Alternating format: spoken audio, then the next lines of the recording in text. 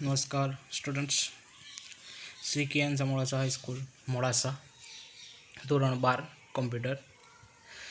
आज આપણે ચેપ્ટર 8 જાવામાં ક્લાસ અને ઓબ્જેક્ટ એ વિશે આપણે ચર્ચા કરીશું। દરેક વિદ્યાર્થીઓ આપણી શાળાનું જે પેજ છે એ સતત જોતા રહે, જેથી કરીને આપણા કમ્પ્યુટરના વિડીયો છતાં બીજા વિડીયો તેમને જોવા મળે। ક્લાસ એ ડેટા અને પ્રોગ્રામનો કોડ બંને ધરાવે છે। જાવા પ્રોજેક્ટમાં ફક્ત એક જ ક્લાસ વાપરવો શક્ય છે, પરંતુ મોટા વિનિયોગ એટલે કે મોટી એપ્લિકેશન માટે તે સારી રીત નથી। મોટી એપ્લિકેશનો હોય એમાં ક્લાસ યોગ્ય વાપરવો નથી। સોફ્ટવેર ડિઝાઇન કરતા સમયે સંપૂર્ણ વિનિયોગને સરળ ઘટકોમાં વિભાજિત કરી દેવા જોઈએ કે જે તાર્કિક રીતે સંબંધિત કાર્ય કરે। સોફ્ટવેર કોઈ આપણે ડિઝાઇન કરતા હોઈએ ત્યારે સંપૂર્ણપણે વિનિયોગને સરળ ઘટકોમાં ડિફાઇન કરવું જોઈએ, વિભાજિત કરવું જોઈએ। આપણે રૂમ નામનું એક ઉદાહરણ ધ્યાનમાં લઈએ અને તે પરથી જાવા પ્રોગ્રામ જોઈએ। મિત્રો, આપણે જાણીએ છીએ કે ઘર, હોસ્ટેલ, હોટેલ અથવા સ્કૂલના રૂમની લાક્ષણિકતાઓ એક સમાન હોય છે। દરેક રૂમની લાક્ષણિકતા જેમ કે length, height, number of Windows, number of doors અને ડાયરેક્શનથી અજોડ રીતે ઓળખાય છે। એટલે કે આ બધા જે ઉપર ઉદાહરણ આપેલા છે એમાં રૂમ, એની સાઇઝ, બારી બારણા વગેરે એક સરખા હોય છે। હવે આપણે કોડ લિસ્ટિંગ 8.1માં દર્શાવ્યા પ્રમાણે જાવા પ્રોગ્રામ લખીશું, જે લેન્થ, વિડ્થ, હાઇટ અને ન્યૂ વિન્ડોઝ એટ્રીબ્યુટ સાથેનો એક રૂમ નામનો ક્લાસ અને 3 મેથડ બનાવશે। પહેલી મેથડ એટ્રીબ્યુટને એક કિંમત એસાઇન કરશે, બીજી મેથડ ક્ષેત્રફળની ગણતરી કરશે અને ત્રીજી મેથડ તેના એટ્રીબ્યુટ પ્રદર્શિત કરશે। હવે જાવામાં ક્લાસ, તો ક્લાસ એ એક સમાન લાક્ષણિકતાઓ ધરાવતા અનેક ઓબ્જેક્ટનું એક માળખું છે, ટેમ્પલેટ છે। ક્લાસ કોઈ ચોક્કસ ઓબ્જેક્ટના જૂથની લાક્ષણિકતાઓને સમાવે છે। દાખલા તરીકે રૂમ એ બધા ખંડની સામાન્ય લાક્ષણિકતાઓ સાથેનું એક ટેમ્પલેટ છે। જાવામાં ક્લાસ અને ચાવીરૂપ શબ્દનો ઉપયોગ કરીને ક્લાસને નીચે પ્રમાણે વ્યાખ્યાયિત કરવામાં આવે છે: વેરિયેબલ અને મેથડ। તો ક્લાસને ક્લાસ નેમ આપવાનું છે, ક્લાસનું શું નામ આપીએ, આપણે જે નામ આપવું હોય એ નામ આપી શકીએ છીએ। વેરિયેબલ અને મેથડ એટલે કે અલગ અલગ પદ્ધતિ આપણે જે ઉપયોગ કરવાની છે તે મેથડ। આપણે જાવામાં દરેક ક્લાસ બનાવીએ છીએ તે સામાન્ય રીતે બે ઘટકોનો બનેલો હોય છે, એક એટ્રીબ્યુટ અને બીજું બિહેવિયર। એટ્રીબ્યુટને ક્લાસમાં ચલથી વ્યાખ્યાયિત કરવામાં આવતું હોય છે અને બિહેવિયરને ક્લાસમાં મેથડથી વ્યાખ્યાયિત કરવામાં આવે છે। મેથડનો ઉપયોગ એટ્રીબ્યુટને મેળવવામાં અને તે ફેરફાર કરવા માટે થતો હોય છે। કોડ લિસ્ટિંગ 8.1માં આપણે રૂમ નામનો ક્લાસ વ્યાખ્યાયિત કરેલ છે, જેના એટ્રીબ્યુટ લેન્થ, વિડ્થ, હાઇટ અને ન્યૂ વિન્ડો નામના ચલથી વ્યાખ્યાયિત કરેલા છે અને behaviour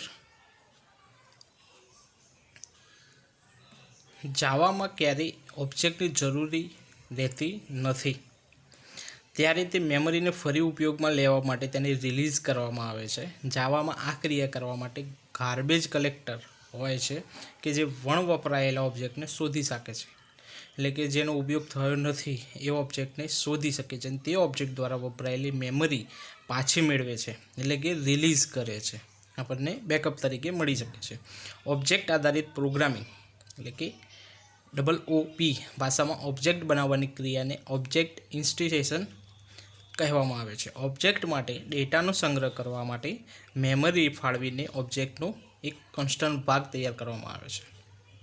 calling instance method instant variables અને ઇન્સ્ટન્ટ મેથડ ઓબ્જેક્ટ દ્વારા મેળવવામાં આવે છે। તેનો નિર્દેશ નીચે જણાવ્યા પ્રમાણે ડોટ પ્રક્રિયા દ્વારા કરવામાં આવે છે। Object reference dot instant variable or method. ઉદાહરણ, આપણે પ્રોગ્રામમાં રૂમ R1ની લેન્થનો ઉલ્લેખ R1 ડોટ લેન્થ વાપરીને પણ કરી શકીએ। કોડ લિસ્ટિંગ 8.1માં દર્શાવ્યા પ્રમાણે R1 ડોટ ડિસ્પ્લે કૌંસમાં મેથડને ઇન્વોક કરી રૂમ R1ની એટ્રીબ્યુટની કિંમતોને પ્રદર્શિત કરી શકીએ છીએ। અહીં એ નોંધ લેવી કે ડોટ એ પ્રક્રિયક છે, ડોટ પ્રક્રિયકની સહચારિતા એસોસિએટિવિટી ડાબી બાજુથી જમણી બાજુ હોય છે, એટલે કે ડાબી બાજુથી જમણી બાજુ તરફ જતી હોય છે। જ્યારે આપણે એક જ ક્લાસની મેથડને અંદર ઇન્સ્ટન્ટ વેરિયેબલ વાપરીએ ત્યારે ડોટ વાપરવાની કોઈ જરૂર રહેતી નથી। દાખલા તરીકે 8.1માં ડિસ્પ્લે મેથડમાં ડોટ પ્રક્રિયકના ઉપયોગ વિના ઇન્સ્ટન્ટ વેરિયેબલને એક્સેસ કરેલા છે। અહીં એ શક્ય છે કે રેફરન્સ વેરિયેબલ R1નો ઉપયોગ કરીને મેથડ ઇન્વોક આપણે ક્લાસનો ઉપયોગ કરી ફક્ત ઓબ્જેક્ટ ઘોષિત કરી શકીએ છીએ. ક્લાસ વેરિયેબલ અને ક્લાસ મેથડ એવા ચલ કે જેની જરૂર એક જ ક્લાસના બધા ઓબ્જેક્ટ ઇન્સ્ટન્ટ વચ્ચે ઉપયોગમાં લેવાના હોય તો દરેક ક્લાસ દીઠ ચલને મેમરી ફક્ત એકવાર જ ફાળવવી જોઈએ. આનો અર્થ એવો થાય કે ચલ એ એક ક્લાસનો ભાગ છે, ઓબ્જેક્ટનું નહીં. આવા ચલ ઘોષિત કરવાના ક્લાસ વેરિયેબલ કહેવામાં આવે છે. ઇન્સ્ટન્ટ વેરિયેબલની કિંમત ઇન્સ્ટન્ટ ઓબ્જેક્ટ માટે ફાળવવામાં આવેલી મેમરીમાં સંગ્રહ કરવામાં આવે છે, જ્યારે ક્લાસ વેરિયેબલની કિંમત ક્લાસના પોતાનામાં સંગ્રહ કરે છે. ઇન્સ્ટન્ટ વેરિયેબલ સાથેના ક્લાસમાં નીચેનું વિધાન ઉમેરીને ટોટ વિન્ડોઝ નામનો ક્લાસ વેરિયેબલ ઘોષિત કરે છે. સ્ટેટિક વેરિયેબલને ક્લાસના ઇન્સ્ટન્ટ બનાવ્યા વિના મેળવી શકાય છે. દાખલા તરીકે રૂમ નામના ક્લાસમાં કોઈ ઓબ્જેક્ટ બનાવવા વિના ટોટ વિન્ડોઝની કિંમત પ્રદર્શિત કરવા માટે આપણે પ્રયત્ન કરીશું તો ઓ પ્રદર્શિત કરે છે. ક્લાસ વેરિયેબલની ક્લાસ મેથડને ડેફિનેશન પહેલાં સ્ટેટિક ચાવીરૂપ શબ્દ લખીને ઘોષિત કરી શકાય છે. કુલ બારીની સંખ્યા પ્રદર્શિત કરવા રૂમ ક્લાસની મેથડમાં પ્રયત્ન કરીએ. Static void display total Windows, એટલે કે જેટલી વિન્ડો હોય આપણે ગણતરી કરીને આપી દેશે. એટલે system dot out print in total Windows. ક્લાસની બહાર class name, class variable class વગેરે આપણે લખી શકીએ છીએ. હવે ક્લાસમાં ઘોષિત કરેલા ચલનું વર્ગીકરણ. લોકલ વેરિયેબલ જે વેરિયેબલ ચલ મેથડ કે બ્લોકની અંદર વ્યાખ્યાયિત કરેલા હોય છે તેને લોકલ વેરિયેબલ તરીકે ઓળખવામાં આવે છે. જ્યારે બ્લોકની શરૂઆત થાય છે ત્યારે તેનું નિર્માણ થતું હોય છે અને જ્યારે મેથડ કે બ્લોકનો અંત આવે છે ત્યારે તેનો નાશ થતો હોય છે. લોકલ વેરિયેબલની પૂર્વ નિર્ધારિત કિંમતથી શરૂઆત થતી નથી. ઇન્સ્ટન્ટ વેરિયેબલ એ કોઈ ક્લાસમાં પણ મેથડની બહાર વ્યાખ્યાયિત કરેલા ચલ છે. આ ચલ જ્યારે ઓબ્જેક્ટ નિર્મિત થાય છે ત્યારે હીપ વિસ્તારમાંથી મેમરીની ફાળવણી થતી હોય છે. અને ઇન્સ્ટન્ટ વેરિયેબલની પૂર્વ નિર્ધારિત કિંમતો આપવામાં આવે છે. ક્લાસ વેરિયેબલને કોઈ ક્લાસની અંદર મેથડની બહાર અને ચાવીરૂપ શબ્દ સાથે વ્યાખ્યાયિત કરવામાં આવતું હોય છે. આ ચલને ક્લાસ દીઠ ફક્ત એકવાર મેમરીની ફાળવણી થતી હોય છે. તેના બધા ઓબ્જેક્ટ જોડે તે મેમરી વાપરી શકાય છે. હવે પોલિમોર્ફિઝમ એટલે મેથડ ઓવરલોડિંગ. પોલિમોર્ફિઝમ શબ્દનો અર્થ થાય છે અનેક સ્વરૂપ, બહુરૂપતા, એટલે કે એક જ નામ સાથે જુદી જુદી મેથડ જોડાયેલી હોય. નામ એક જ હોય, અલગ અલગ રીતથી આપણે અલગ અલગ મેથડથી એને પ્રોગ્રામ કરી શકીએ. જાવામાં એક જ નામ ધરાવતી પણ અલગ અલગ સિગ્નેચર સાથેની વિવિધ મેથડ હોઈ શકે છે. તેને મેથડ ઓવરલોડિંગ કહેવામાં આવે છે. મેથડની સિગ્નેચર એ મેથડનું નામ, પરત કિંમતનો પ્રકાર અને પ્રાચલોની યાદીનો સમૂહ છે. કન્સ્ટ્રક્ટર્સ એક વિશિષ્ટ પ્રકારની મેથડ છે જે નવા ઓબ્જેક્ટ નિર્મિત કરવા સમયે ઇન્વોક કરવામાં આવે છે, એટલે કે ઇન કરવામાં આવે છે, અંદર દાખલ કરવામાં આવે છે. કન્સ્ટ્રક્ટર્સ એક કોઈપણ પ્રકારનું કાર્ય કરી શકે છે પણ તેને મુખ્યત્વે પ્રારંભિક કિંમતો આપવા માટે રચવામાં આવે છે. આપણે અત્યાર સુધી વપરાશકર્તા વ્યાખ્યાયિત કન્સ્ટ્રક્ટર વિના ક્લાસનો ઉપયોગ કર્યો છે. દરેક ક્લાસના ડિફોલ્ટ કન્સ્ટ્રક્ટર કોઈ ચલ લેતા નથી. તે નવા બનાવેલા ઓબ્જેક્ટના એટ્રીબ્યુટને તેના ડેટા પ્રકાર પ્રમાણે પૂર્વ નિર્ધારિત કિંમતો આપતું હોય છે. કન્સ્ટ્રક્ટર અન્ય સામાન્ય મેથડથી નીચે જણાવ્યા પ્રમાણે અલગ પડતું હોય છે. એટલે કે આ મેથડ છે કે જેના ઓબ્જેક્ટ નિર્મિત કરવા માટે સરળ પદ્ધતિ છે. કન્સ્ટ્રક્ટરનું નામ ક્લાસના નામ સમાન હોવું જોઈએ. કન્સ્ટ્રક્ટરને પરત પ્રકાર હોતો નથી, એટલે કે રિટર્ન ટાઈપ આપણને જવાબ મળતો નથી. જ્યારે નવ પ્રક્રિયક વાપરીને ઓબ્જેક્ટ બનાવવામાં આવે છે ત્યારે જ કન્સ્ટ્રક્ટર અંતર્ગત રીતે ઇન્વોક કરવામાં આવે છે. કન્સ્ટ્રક્ટર પ્રોગ્રામમાં અન્ય કોઈપણ જગ્યાએ સ્પષ્ટ રીતે ઇન્વોક કરવામાં આવતું નથી. અન્ય મેથડની જેમ કન્સ્ટ્રક્ટરને પણ ઓવરલોડ કરી શકાય છે. તે અલગ અલગ પ્રાચલોની યાદી સાથે શક્ય બને છે. એટલે કે ઓવરલોડ એટલે કે આપણે અગાઉ જોયું કે પોલિમોર્ફિઝમ કરી શકાય છે, એટલે કે એક જ નામમાં અલગ અલગ મેથડથી આપણે પ્રોગ્રામ કરી શકીએ છીએ. એક્સેસ કંટ્રોલ એ દ્રશ્યતા અને નિયંત્રણ બાબત છે. આથી એક્સેસ મોડિફાયર વિઝિબિલિટી મોડિફાયર તરીકે પણ ઓળખાય છે. જો મેથડ અથવા વેરિયેબલ બીજા ક્લાસમાં દ્રશ્યમાન હોય, વિઝિબલ એટલે કે દેખી શકાય, જોઈ શકાય, દ્રશ્યમાન, તો જ અન્ય ક્લાસમાં તેનો ઉલ્લેખ કરી શકાય છે. આ પ્રકારના નિર્દેશથી મેથડ અથવા વેરિયેબલને સુરક્ષિત રાખવા માટે આપણે 4 સ્તરના વિઝિબિલિટીનો ઉપયોગ જરૂરી સુરક્ષા પૂરી પાડવા કરીએ છીએ. સુરક્ષા કે પ્રોટેક્શનના 4 PS પબ્લિક, પેકેજ, પ્રોટેક્ટેડ અને પ્રાઇવેટ છે. પબ્લિક, પ્રોટેક્ટેડ અને પ્રાઇવેટ એક્સેસ મોડિફાયર ચલ કે મેથડના પ્રકાર પહેલાં વપરાય છે. જ્યારે કોઈપણ મોડિફાયર વાપરેલો ન હોય ત્યારે પૂર્વ નિર્ધારિત પ્રકારની વિઝિબિલિટી પેકેજ છે જેનું ક્લાસમાં સમાવેશ થતો હોય છે. એટલે કે 4 પ્રકારના PS એટલે પબ્લિક, પેકેજ, પ્રોટેક્ટેડ અને પ્રાઇવેટ. પેકેજ વિવિધ ક્લાસને વ્યવસ્થિત રૂપ આપવા માટે વપરાય છે. આ માટે સોર્સ ફાઇલમાં એટલે કે કોઈપણ પ્રોગ્રામની સોર્સ ફાઇલ હોય એ પેકેજ વિધાન સૌથી પ્રથમ કોમેન્ટ ન હોય કે બ્લેક લીટી ન હોય તે રીતે ઉમેરવામાં આવે છે. જ્યારે ફાઇલમાં પેકેજ વિધાન ન હોય ત્યારે ફાઇલના વ્યાખ્યાયિત ક્લાસના ડિફોલ્ટ પેકેજમાં રાખવામાં આવે છે. અને વાક્ય રચના નીચે પ્રમાણે છે. પેકેજ નેમ કૌંસની બહાર સ્લેશ.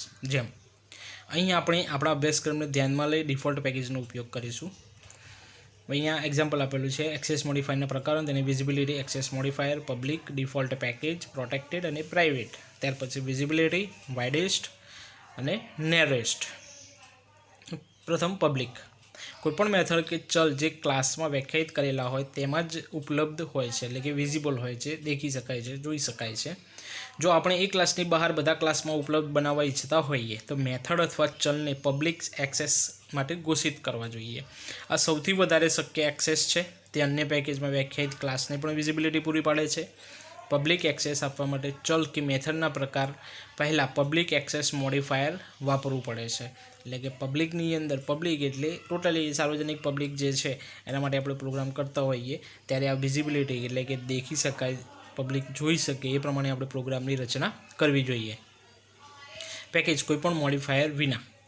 આ બીજા સ્તરનું એક્સેસ છે જેને કોઈ નિશ્ચિત નામ નથી. તે ઘોષિત કરવાના વિધાનમાં કોઈપણ પ્રકારના એક્સેસ મોડિફાયરની ગેરહાજરી વડે જણાવવામાં આવે છે.